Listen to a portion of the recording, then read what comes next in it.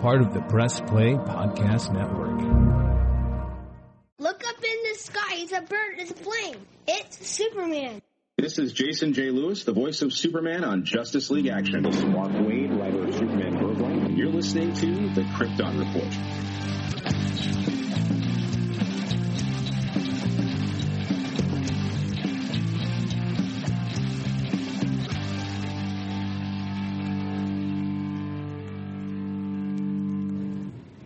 Welcome to the Krypton Report. This is July, a new month, so a new actor spotlight. I'm trying something new here. Got a new setup. I'm outside. Maybe you'll hear some beautiful sounds of the outdoors, like some birds on a plane. And we'll look up in the sky together. But basically, it's beautiful outside. I'm sitting on my closed-in porch here, and I'm just enjoying the weather. And why not do a little podcast and enjoy the weather? So, without further ado, we're going to talk about Melissa Benoist, and that's how I've heard her last name pronounced, and that's what we're going to do. And she played Supergirl from 2015 to 2021, and it seems so long ago, yet not so long ago, that Supergirl ended. So we're kind of getting into the more recent time of our actors, and we're almost done. We have a few more left to go. But Melissa Marie Benoist is an American actress, singer, and dancer. She was born in Littleton, Colorado, the daughter of Julie and Jim Benoist, a physician.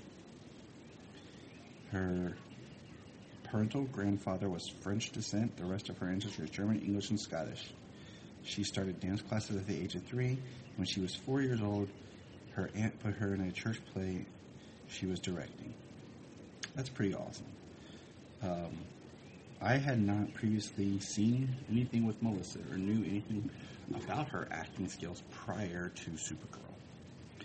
And this is one of those things, like with several CW shows. I think Stephen Amell was one as well, maybe Grant Gustin, but was the very first of 1,000 actors to audition for the title role of Supergirl, just as Stephen Amell for Arrow and Grant for Flash. Was wearing an eye patch reportedly after suffering an eye injury when she first put on her Supergirl costume. It was later revealed by Melissa on Instagram that the injury was in fact caused by an incident of domestic abuse. As we know, her first husband appeared in season 1 as Supergirl, or in Supergirl, not as Supergirl, and then later she got a divorce and then ended up marrying Chris Wood, who played Mon-El on Supergirl. She became engaged to Chris on the 11th of February 2019, one day before my birthday. In 2015, it was announced that she married Glee co-star Blake Jenner, her first husband, and the couple separated in 2016 and divorced in 2017. So that's a whole relationship of marriage under 2 years. She started reading the New 52 Supergirl comic book title after landing the part, and both she and Helen Slater played Supergirl, are brunettes turned blonde for the role. In September of 2020, she became a mother for the first time after giving birth to her son. She has 3 tattoos, a wolf on her left wrist, a feather, and the word free on the back of her neck, and a bicycle on her foot.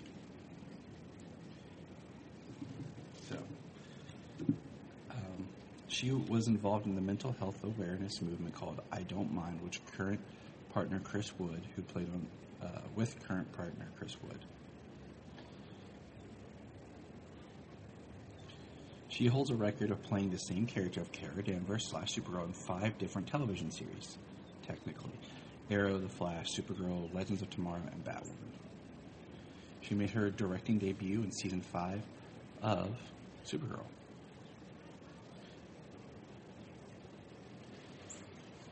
So, alright.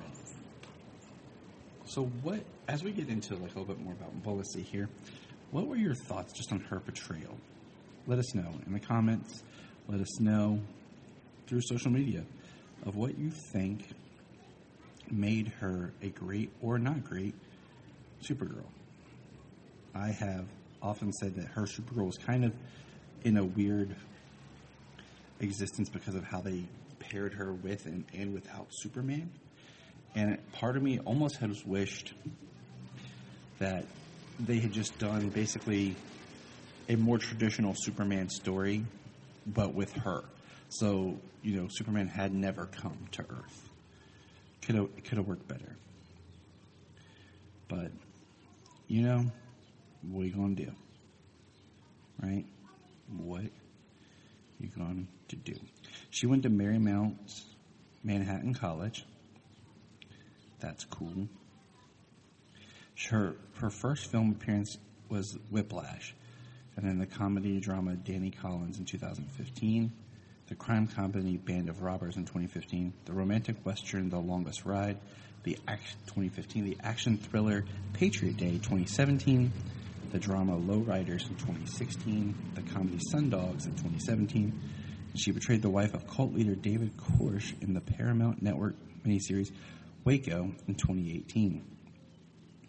On stage, Melissa made her Broadway debut in 2018 as Carole King in jukebox musical Beautiful Carole King Music.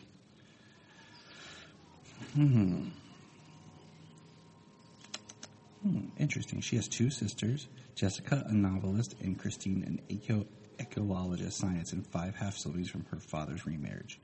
She was raised mostly by her mother in the suburbs of Denver, Colorado, but was born in Houston, Texas. After her parents' separation, growing up in Colorado, a large part of her childhood was spent exploring national parks and immersing herself in nature. As a teenager, Benoist performed anonymously at Disneyland and various medleys of musical songs for 3 summers with the Academy of Theater and Arts, a musical theater school she was attending, located in Littleton. That's pretty cool. She performed locally in a number of theatrical productions, including A Month in the Country, Cinderella, A Chorus Line, and Bye Bye Birdie. She performed the play Evita with her cast members of the former Country Dinner House. In 2006, the Denver Post named Benoist one of Colorado's 5 can't-miss kids. She graduated from high school in 2007 and then moved to New York City to pursue a career in music theater. She was initially attending Marymount Manhattan College, which we discussed. Let's see.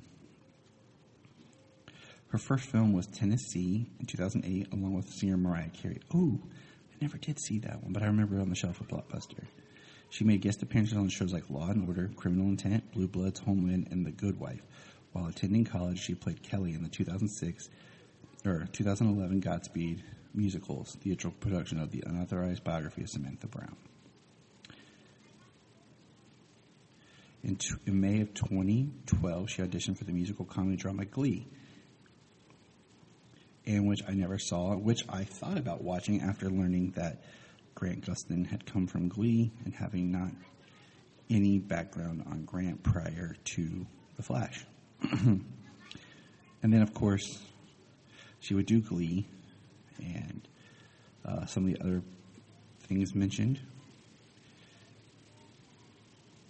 She was in the Nicholas Sparks film adaptation, The Longest Ride, which I'm pretty sure I saw. All Nicholas Sparks movies are pretty much the same plot, but I don't remember her. Interesting. In 2015 is when October, the superhero adventure series Supergirl debuted with her as the lead. And in 2022, it was announced that Benoist and her production company, Three Kings Production, has renewed its overall deal with Warner Brothers Television Group, and that she will officially join HBO Max series The Girls on the Bus, inspired by a chapter in Amy Kaczynski's 2018 novel, Chasing Hillary, which was based on the author's time covering Hillary Clinton's 2016 presidential campaign as a political reporter. Wow. So Melissa has done some things. She is still coming up in her career. If you look at it, there's not a lot of background. I mean, she has a lot of theater work, which is always amazing. And she does appear on several soundtracks, including for Glee and the Supergirl Crisis on Earth X and the Flash musical episode duets. So that's a quick kind of rundown spotlight on Melissa and her part as Kara Danvers, not Kara Danvers. So let us know what you think. And remember, Hey, we're going to press pause and hear a few words from our other podcasts on Press Play Podcast Network. Hello, Brooks here with the Books with Brooks monthly book club podcast. Here's how Books with Brooks works. We read one book a month, and then we talk about it. Classics like Stephen King's The Shining, debut novels like We Are the Brennans by Tracy Lang, and tons of other compelling, life-changing stories, one book and 1 month at a time. So come read along with us, and then listen in. This is Dan Jurgens, and if you want to have a good time, keep listening to the Krypton Report. Look up in the sky. We just want to say, if you've enjoyed this podcast, please check out other podcasts on the Press Play Podcast Network. Remember to check out Krypton Report on all social media platforms. Go to linktree.com/Krypton Report. You find all of our information right there. And if you want to keep Krypton from exploding, join our $1 a month Patreon. That's right, for $1 a month, you'll get extra special content that you don't get on the main show, like movie commentaries and whatever else comes out of our mouths. So check it out, patreon.com/Krypton Report. If you are like Tyler and James and can't get enough Super Talk, check out these other podcasts. Digging for Kryptonite, Supergirl Radio, The Last Sons of Krypton, the Superboy Legacy Podcast, All-Star Superfans, Superman the Animated Podcast, The Aspiring Kryptonians, Always Hold On to Smallville, Caped Wonder, The Geek of Steel, and Truth, Justice, and Hope Podcast.